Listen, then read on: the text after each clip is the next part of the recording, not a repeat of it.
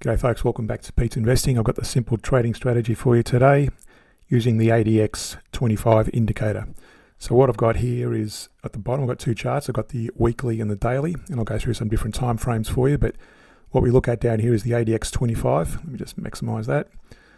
And basically, it's a 25 period. And basically what it means is when the blue line is greater than the pink line, in this case, we go long. Or if the pink line is greater than the blue line, we go short. So it's a very simple strategy to follow. So what I've got here is the S&P 500 on the weekly time frame, and this is on the daily. So what we're looking at here from this point onwards, during that nice big bullish run, from that was from the November 2023, we go long. So what I'll do, I'll mark that from that point. So you would have gone long only during that period based on the weekly, and this is the daily. So only taking long positions from that point on only. So in other words, when this breaks above with a pink in this area here as well, you don't go long. You just don't even go short. You only go long during these other periods. So what I've got here as well is I'll add some arrows here to make it a bit easier to follow.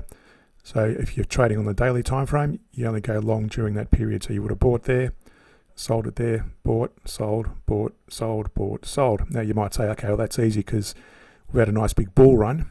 And any idiot can make money in a bull run like this.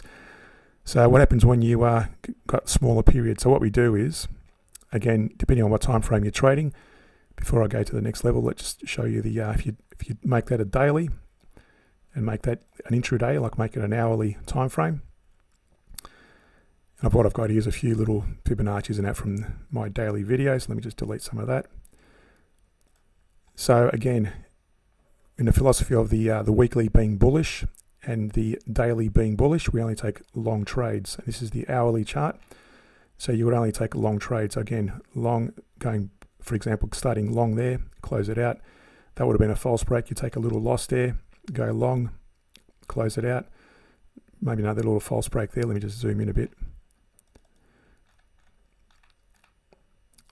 Buy, sell, buy, sell, buy, sell, and so on. And some of these where it consolidates, you would avoid. Now, there are a couple of little short periods back there. So if I mark those with a down arrow, so that area there, you'd avoid going long. There's another little area there which I can mark there as well. And from that period there, avoid going long during that period on the hourly chart. Another period there. So what that looks like on the hourly chart, if you go back here, so I avoid going long during that period. If I zoom out to the next period, avoid going long during that period,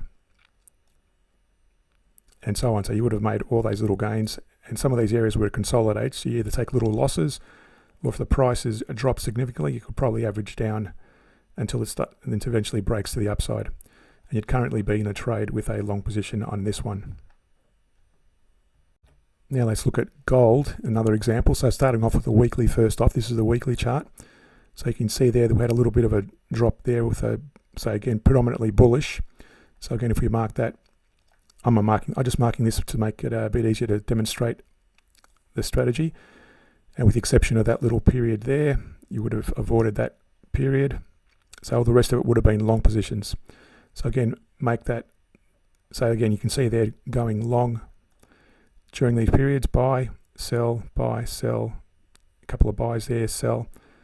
Then it started declining from there, but you probably would have made a few losses until it breaks up again, buy, sell, and it consolidated there for a while. You might have bought it once or stopped out a couple of times, buy, sell, and so on. Sell at market executed.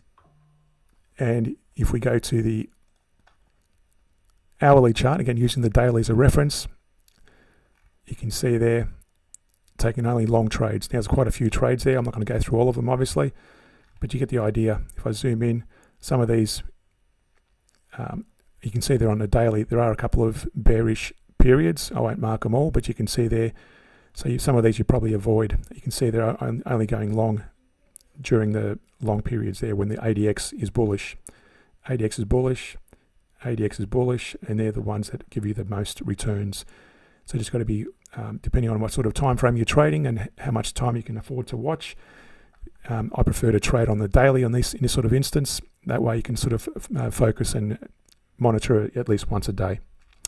All right, hopefully that's been of help. Hit that like and subscribe button, hit that notification bell. Thanks for watching, and I'll see you in a future video.